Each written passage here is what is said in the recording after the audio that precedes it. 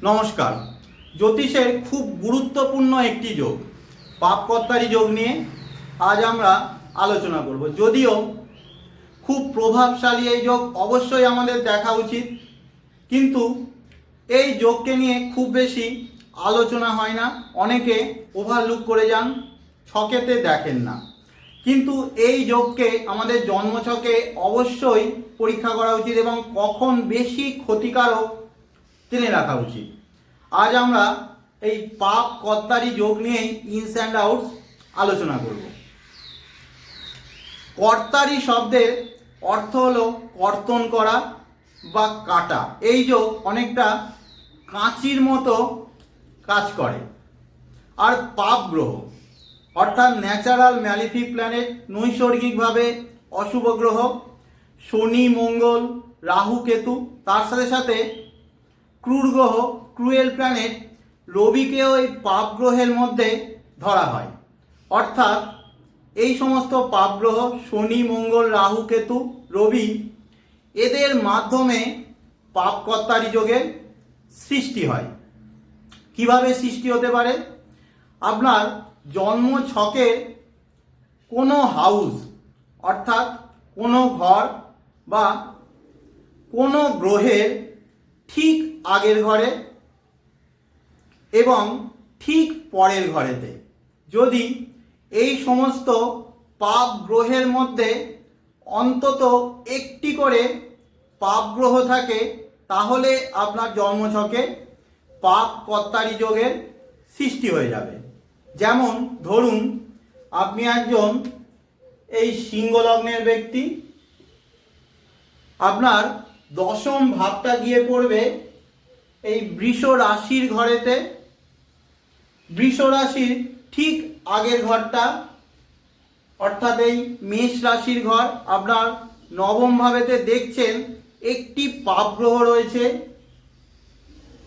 Minimum একটি পাপ গ্রহ রয়েছে, ধরলাম এখানে মঙ্গল রয়েছে। আর ঠিক পরের ঘরেতে অর্থাৎ একাদশ ভাব এই মিথুন রাশির ঘরেতে আরও মিনিমাম একটি পাপ গ্রহ রয়েছে, ধরলাম এখানে আপনার শনি বসে রয়েছে। তাহলে আমরা বলতে পারি যে আপনার এই দশম ভাবটা পাপ কর্তারির মধ্যে ফেঁসে আছে। কোনো গ্রহ পাপ কর্তারির মধ্যে ফাঁসতে পারে। যেমন ধরলাম আপনার সপ্তম ভাব এই কুম্ভ রাশির ঘরেতে শুক্র বসে আছে। শুক্রের ঠিক আগের ঘর ষষ্ঠ ভাবেতে দেখছি যে মিনিমাম একটি পাপ গ্রহ রবি রয়েছে, ঠিক পরের ঘরেতে আরও একটি মিনিমাম পাপ গ্রহ, ধরছি যে এখানে রাহু বসে রয়েছে। তাহলে একদিকে যেমন আপনার এই সপ্তম ভাবটা পাপ কর্তারিতে ফেঁসে আছে, ঠিক তেমনইভাবে আপনার লগ্ন অনুসারে তৃতীয়পতি আর দশমপতি শুক্র, সেও পাপ কর্তারির মধ্যে ফেঁসে আছে।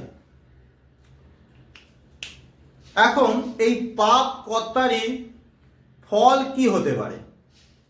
পাপ কর্তারির ফল হিসাবে বলা হয় যে পাপ কর্তারিতে যে হাউস বা যে হাউস লর্ডরা ফেঁসে থাকে তাদের রেজাল্ট পেতে আমাদের প্রচুর পরিশ্রম করতে হয়, মাথার ঘাম পায়ে ফেলতে হয়, অনেক ডিলে হয়, স্ট্রাগল করতে হয়, চ্যালেঞ্জেস ফেস করতে হয়। তারপরে আমরা অল্প রেজাল্ট পেতে পারি, অনেক সময় ডিজেকশনও হয়ে যেতে পারে। অর্থাৎ সেখান থেকে কোনো রেজাল্ট নাও আসতে পারে, আমরা অসাফল্য পেতে পারি। কেন এমন হয়? আমাদের এই ঘরের ঠিক আগের ঘর এবং ঠিক পরের ঘর অর্থাৎ আমার প্রতিবেশীরা, আমার সারাউন্ডিং, আমার এনভায়রনমেন্ট আমাকে চ্যালেঞ্জেস দেবে, আমাকে বাধা দেবে। সারাউন্ডিং থেকে কোনো সাপোর্ট পাওয়া তো দূরের কথা, সেখান থেকে প্রচুর বাধা, অবস্ট্যাকেল আমার জীবনে আসবে এবং আমার গ্রো করতে, আমার বৃদ্ধি পেতে বাধা আসবে। এই ক্ষেত্রে অর্থাৎ এই যে চার্ট, এই চার্টে কেমন ফল আসতে পারে, এক্ষেত্রে আমি প্রথমেই দেখালাম যে এখানে দশম ভাব পাপকর্তারির মধ্যে ফেসে আছে। তাহলে কেরিয়ার শুরু করতে বাধা আসবে, ডিলে হবে, দেরি হবে, কর্ম পেতে বাধা আসবে এবং কর্মপ্রাপ্তির পরেও কাজের জায়গায় এনভায়রনমেন্ট আমার জন্য অনুকূল থাকবে না, সেখানে স্ট্রাগল করতে হবে, কাজের জায়গায় চাপ থাকবে, আমার কলিগ বা বস থেকে আমি সাহায্য পাবো না, সাপোর্ট পাবো না। আর এখানে দেখুন সপ্তম ভাবও পাপকর্তারিতে ফেসে আছে, অর্থাৎ আমার বিবাহ সুখে বাধা বা বিবাহ হতে বাধা।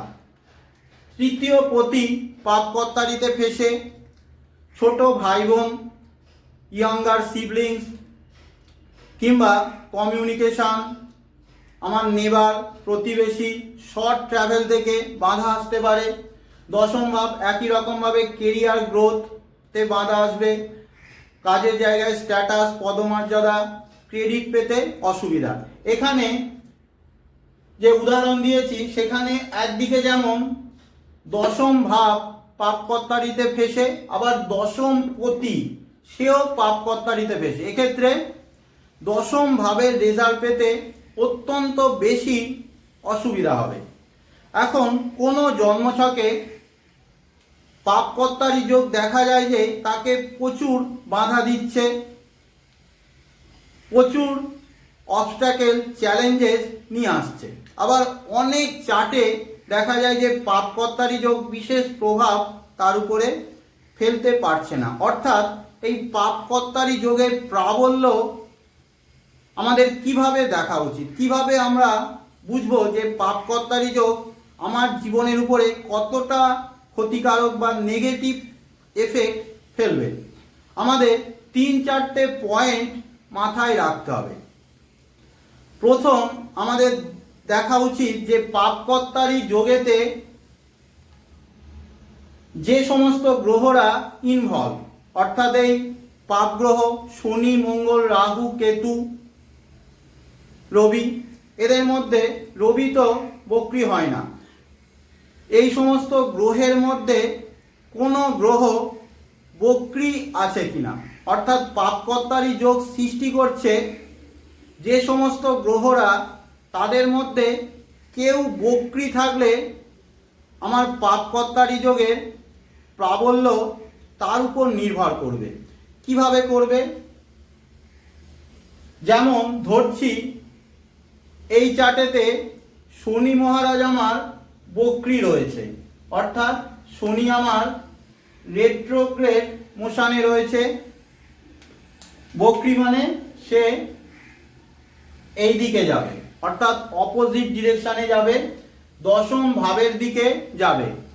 আর ধরছি যে মঙ্গল সে মার্গী রয়েছে, নর্মাল মোশনে রয়েছে, অর্থাৎ সেও দশম ভাবের দিকে যাচ্ছে, অর্থাৎ কাঁচির দুটো ধার একে অপরের দিকে আসার চেষ্টা করছে। অর্থাৎ এক্ষেত্রে যে পাপকর্তারি যোগ সৃষ্টি হবে তা বেশি শক্তিশালী এবং অনেক বেশি নেগেটিভ এফেক্ট এই পাপকর্তারি যোগ দেবে। এইবারে যদি নর্মাল থাকতো, ধরুন শনি সে বক্রি নেই, সেও নর্মাল মোশনে, মঙ্গলও নর্মাল মোশনে, অর্থাৎ দুজনেই মার্গী রয়েছে, অর্থাৎ কাঁচির একটা ধার দশম ভাব থেকে দূরে যাচ্ছে, আর একটা ধার সে দশম ভাবের দিকে আসছে।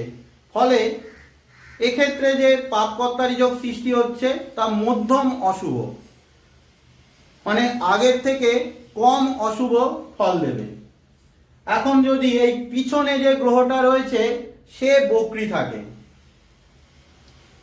অর্থাৎ এই মঙ্গল রেট্রোগ্রেড রয়েছে,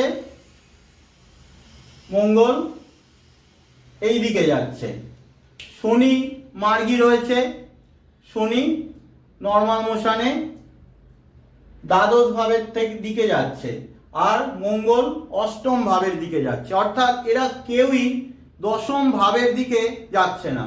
তাই এই যে পাপকর্তারি যোগের সৃষ্টি হচ্ছে, সেই পাপকর্তারি যোগ খুব সামান্যই এফেক্ট দেবে। বলা যায় এই পাপকর্তারি যোগ থেকে আমরা নেগলিজিবল, খুব অল্প বা জিরোর মতো এফেক্ট পাবো। কিন্তু দুজনেই যদি বক্রী হয়ে যায়, অর্থাৎ শনিও বক্রী, মঙ্গলও বক্রী, মঙ্গল অষ্টমের দিকে যাওয়ার চেষ্টা করছে, শনি আবার দশমের দিকে যাওয়ার চেষ্টা করছে, অর্থাৎ কাঁচির একটা ধার দশমের দিকে যাচ্ছে, আর একটা ধার অপোজিট দিকে যাচ্ছে। ফলে এই পাপকর্তারি যোগও মধ্যম অশুভ, খুব বেশি অশুভত্ব এই পাপকর্তারি যোগ দেবে না। অর্থাৎ একথা বলা যায় যে পাপকর্তারি যোগ সৃষ্টি করছে যে দুটো পাপ গ্রহ, তাদের মধ্যে যদি ঠিক পরের ঘরের গ্রহটা বক্রী থাকে আর আগের ঘরের গ্রহটা যদি মার্গী থাকে, অর্থাৎ নর্মাল মোশনে থাকে, সেই পাপকর্তারি যোগ বেশি অশুভ প্রভাব আমাদের জীবনে দিয়ে থাকে। এইবারে সেকেন্ড পয়েন্টে আমরা চলে আসছি। পাপকর্তারি যোগ যদি কোনো গ্রহের উপরে তৈরি হয়, যেমন এক্ষেত্রে দেখুন যে শুক্রের উপরে পাপকর্তারি যোগ সৃষ্টি হচ্ছে, শুক্রের ঠিক আগের ঘরেতে রবি রয়েছে আর পরের ঘরেতে রয়েছে রাহু। তাহলে আমাদের দেখা উচিত যে এই গ্রহটা কতটা শক্তিশালী আছে, অর্থাৎ এই গ্রহের শক্তি আমাদের পরীক্ষা করা উচিত। এই গ্রহটা যদি খুব শক্তিশালী থাকে, আমার উপরে নেগেটিভ এফেক্ট দিলেও আমি স্ট্রাগল করব, পরিশ্রম করব, চ্যালেঞ্জেস অনেক ফেস করব, কমফোর্ট জোন থেকে বাইরে আমাকে হয়তো যেতে হতে পারে, কিন্তু আলটিমেট আমার ফোকাস স্থির থাকবে এবং আমি লাইফে এগোতে পারবো। কিন্তু এই গ্রহটা, অর্থাৎ যার উপরে পাপকর্তারি যোগ সৃষ্টি হচ্ছে, সেই গ্রহটা যদি দুর্বল হয়ে যায়, তাহলে আমার মধ্যে শক্তি নেই সেই বাধাকে ফেস করার। অর্থাৎ আমি লাইফে এগোতে গেলে অনেক বাধা পাবো এবং আমার নিজের মধ্যেও শক্তি নেই, ফলে আমি এগোতে আলটিমেট পারবো না। এই ক্ষেত্রে দেখুন যে রবি, আমরা জানি আগের নিয়মটাই দেখাচ্ছি, রবি আমরা জানি সর্বদা সে মার্গী থাকে নর্মাল মোশনে, কিন্তু রাহু আবার সর্বদা বক্রী থাকে। ফলে এক্ষেত্রে যে শুক্রের উপরে যে পাপকর্তারি যোগ সৃষ্টি হচ্ছে বা সপ্তম ভাবের উপরে যে পাপকর্তারি যোগ সৃষ্টি হচ্ছে, তা অনেক বেশি শক্তিশালী এবং অনেক নেগেটিভ এফেক্ট এক্ষেত্রে দেওয়ার ক্ষমতা রয়েছে। থার্ড পয়েন্টে আমি দেখব যে পাপকর্তারি যোগ যারা সৃষ্টি করছে, অর্থাৎ এই শনি, মঙ্গল, রাহু, কেতু, রবি, এরা আমার লগ্ন অনুসারে কারক গ্রহ কিনা। লগ্ন অনুসারে যদি কারক গ্রহ, অর্থাৎ লগ্নপতি, পঞ্চমপতি, নবমপতি, এদের দ্বারা পাপকর্তারি যোগ সৃষ্টি হয়, লাইফে চ্যালেঞ্জেস আসবে, বাধা আসবে, অবস্ট্যাকেল আসবে অনেক, আমাকে কমফোর্ট জোন থেকে বেরোতে হবে, কিন্তু এরা আলটিমেট আমাকে লেসন দেবে, কিছু শিখিয়ে আমাকে সফল করবে। কিন্তু অকারক গ্রহ, অর্থাৎ লগ্ন অনুসারে অকারক গ্রহ দিয়ে যদি পাপকর্তারি যোগ সৃষ্টি হয়ে যায়, তাহলে আমার লাইফে অনেক বেশি প্রবলেম আসবে এবং ডিরেকশান, অসাফল্য আসার চান্স অনেক বেশি। এইবারে এই যে নিয়মগুলো বললাম, এগুলো আমি একটা চার্টের উপরে উদাহরণ হিসাবে আপনাদের দেখানোর চেষ্টা করব।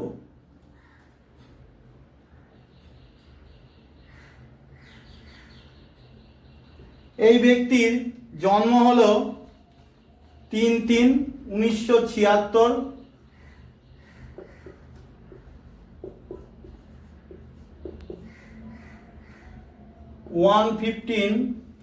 AM হাওড়াতে জন্ম। এনার যে চার্টটা আসছে সেই চার্টে ধনু লগ্ন, সেকেন্ড হাউসে বুধ শুক্র, থার্ড হাউসে রবি, ফোর্থ হাউসে চন্দ্র, ফিফথ হাউসে রয়েছে বৃহস্পতি কেতু, এখানে রয়েছে মঙ্গল, ষষ্ঠ ভাবেতে, সপ্তম ভাবেতে কেউ নেই, অষ্টম ভাবেতে শনি বক্রী অবস্থায় রয়েছে, আর একাদশেতে রয়েছে রাহু। প্রথমে আমরা দেখব যে পাপকর্তারি যোগ কোথায় রয়েছে। দেখুন সপ্তম ভাব কেউ নেই, কিন্তু ঠিক আগের ঘরেতে ষষ্ঠ ভাবেতে মঙ্গল রয়েছে, আর অষ্টম ভাবেতে শনি বক্রী অবস্থায় রয়েছে। অর্থাৎ সপ্তম ভাবে আগের ঘরে এবং পরের ঘরে একটি করে পাপ গ্রহ রয়েছে, অর্থাৎ পাপকর্তারিতে সপ্তম ভাব ফেঁসে আছে। শক্তি কিভাবে পাপকর্তারি যোগের শক্তি কিভাবে চেক করব? দেখুন পরের ঘরের গ্রহটা অর্থাৎ শনি বক্রী অবস্থায় রয়েছে, অর্থাৎ সপ্তমের দিকে যাচ্ছে, আর মঙ্গল কিছু লেখা নেই, মানে মার্গী রয়েছে, সেও সপ্তমের দিকে যাচ্ছে। অর্থাৎ কাঁচির দুটো ধার তারা দুজনেই সপ্তম ভাবের দিকে যাচ্ছে। ফলে সপ্তম ভাব ডিপলি পাপকর্তারির মধ্যে ফেঁসে আছে। আর যে সমস্ত গ্রহরা পাপকর্তারি সৃষ্টি করছে, যেমন মঙ্গল এই লগ্ন অনুসারে পঞ্চম পতি, কিন্তু সে আবার দ্বাদশ পতিও। ফলে মঙ্গল যে পুরোপুরি কারক তাও বলা যায় না, এর মধ্যে কিছু অশুভত্ব থাকবে, যদিও ম্যাক্সিমামটাই শুভ এই লগ্ন অনুসারে। কিন্তু শনি দ্বিতীয় পতি মারক, তৃতীয় পতি ত্রিসরায়ের অধিপতি, সে আবার বক্রী, আরো বেশি অশুভ। মারক গ্রহ এবং ত্রিসরায়ের অধিপতিরা যদি বক্রী হয়ে যায়, তার প্রভাব বা তার অশুভ প্রভাব আরো বেড়ে যায়। সুতরাং বলা যায় যে এখানে যে শনি আর মঙ্গল এই পাপকর্তারি যোগ সৃষ্টি করছে, সেখানে সপ্তম ভাব ডিপলি ফেঁসে গেছে। এনার ক্ষেত্রে কি হয়েছে? বয়স 50-এর উপর হয়ে গিয়েছে, এখনো বিবাহ করেননি। প্রথম জীবনে ঠিকমতো যোগাযোগ আসেনি। ইনিও নিজের কর্মে খুব ব্যস্ত ছিলেন, পরবর্তী সময় আর বিবাহের ইচ্ছা তৈরি হয়নি।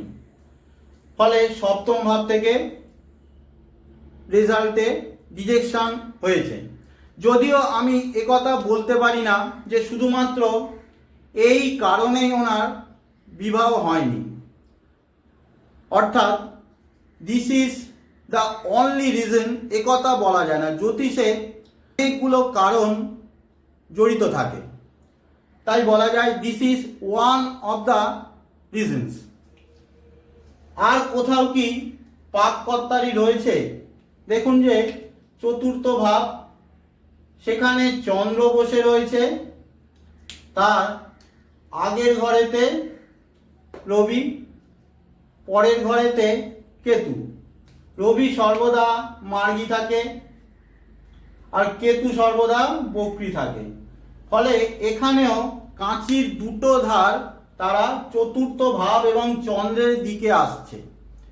ফলে এখানেও এই নিয়ম অনুসারে স্ট্রং পাপকর্তারই রয়েছে। কিন্তু এখানে রবি হলো নবমপতি, আর কেতু যেহেতু লগ্নপতির সাথে রয়েছে তাই কেতুও বেনিফিক হয়ে গিয়েছে। অর্থাৎ রবি কেতু আলটিমেট স্ট্রাগল দেবে, আলটিমেট চ্যালেঞ্জেস দেবে, কমফোর্ট জোন থেকে বার করবে, কিন্তু কিছু লেসন দিয়ে এই চতুর্থ ভাব এবং চন্দ্রের অর্থাৎ অষ্টম ভাবের রেজাল্ট সে দেবে, কিন্তু আফটার লট অফ চ্যালেঞ্জেস।